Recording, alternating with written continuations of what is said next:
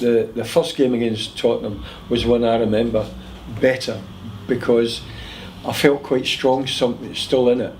But when we went to Wembley and played Liverpool, and I was up against John Toshak, who's 6'4" and I'm 5'10.5" and try to out-jump him all the time. Not only that, that was my 76th consecutive game. That's not coming off the pitch with half an hour to go and all that. There was no substitutes then. We just had to keep on playing all the time. And I was like a shadow of myself, although I managed to cope well with it on the day. But I felt so absolutely whacked out after the game. I never enjoyed it really, the Liverpool side of it, although I loved the idea that we'd won the double when nobody had done that for 72 years. But I had a good drink that night after the game. Next day I was like a zombie, but it was great to know that you'd actually achieved something that was very, very important. But looking back on it, I then played 3 international matches after that. I played 79 consecutive games in that season. It would never happen. That would have been these 3 days. home internationals, was it? Yeah, straight away. Yeah, quite good. Yeah. The double's been done since, by what Manchester United famously did the treble in 1999 with the European Cup as well, and that, that is a supreme achievement. And yet somehow, and it may be a generational thing, the Tottenham double of 61 and the Arsenal double of 71, they seem to be the most meaningful ones. I think the nature of the game, the bigger clubs becoming more powerful. Yep. Liverpool did it in '86, of course, with Kenny Dalglish in charge. Yes. But it seemed to mean more then. I mean, do you sense that?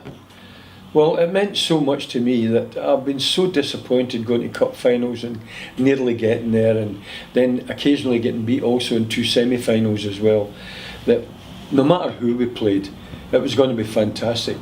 Because it was those 2 teams you've just mentioned, it was even better because they were fantastic teams as well. And to get us all together, we had about 6 homegrown players as well, all about 19 to 22 years old. So it wasn't an old established team, it was all youngsters coming through. Charlie George being Charlie George, of course, and Ray Kennedy and John Radford, and George Armstrong was only about 22 as well. Pat Rice was only about 20, Peter Simpson about 22. I'm probably missing out a few as well. It was a very, very young side, and to achieve what we achieved that day was fantastic. Now, no clubs dominated in those days as the big elite 4 or 5 do nowadays. I mean, the following season you lost another cup final against Leeds. Yep, 1-0. But it was Derby County who won the title, and that and they did that twice under Brian Clough in that time. I guess that's a pointer to how the game's changed, isn't it? I mean, that's what made the Leicester title win a couple of years back so extraordinary, that it is really the property of just a few clubs now, isn't it? Yeah, it is. And how they managed to do that, I'll never know.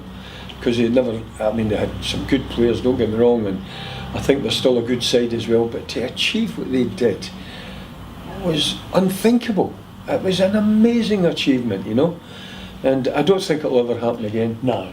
But you came close again with a smaller club yourself. Yeah, with Queen's at Park QPR. Rangers. They famously finished second. I was very lucky actually because I loved Leicester City.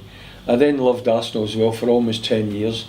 I went to QPR not expecting a great deal, but I was so disappointed with Bertie Mee. He dropped me after a game, and he put Jeff Blockley in, and who was it? It was the manager. Brian Clough was manager of Derby County, and he wrote a statement in the Monday morning that if they had 11 Frank McLintocks, we would not have won the game. So he gave me a terrific backhanded compliment, but Bertie Mee dropped me for the next game, and then he left me out for the next 5, and I went in to see him and told him I can't play in the reserves, I can't play in front of 50 people when I've been the captain mostly in front of 60,000 people all the time. And he said, and I think he was quite happy to let me go for one reason or another, and he got rid of about 4 or 5 players, including Ray Kennedy, Charlie George, George Graham, myself. It was unbelievable why he wanted to get rid of us all. So that happened. Queen's Park Rangers come up. I wouldn't have to move my family up north or anywhere else, so I went there not expecting a great deal. Couldn't believe how good they were.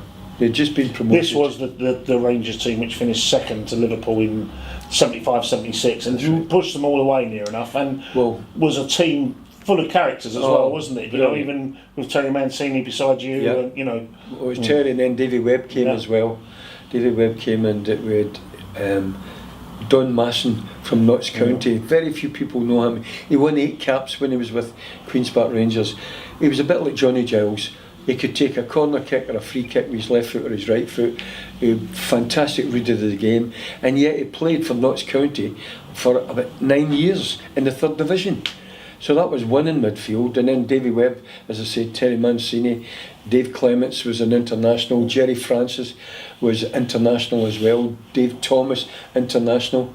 It just went on and on like that, and I couldn't believe how lucky I was making a harsh decision to leave Arsenal and then finish up with a club that was above Arsenal for the next 4 years. Yeah. And with a manager, Gordon Jago, who loved to play football the right way as well, didn't he? You know, Gordon was lovely, but if I'm being honest, it was when Dave Sexton came it became even better for me personally. But he was a lovely man, lovely person, and a very good manager as well.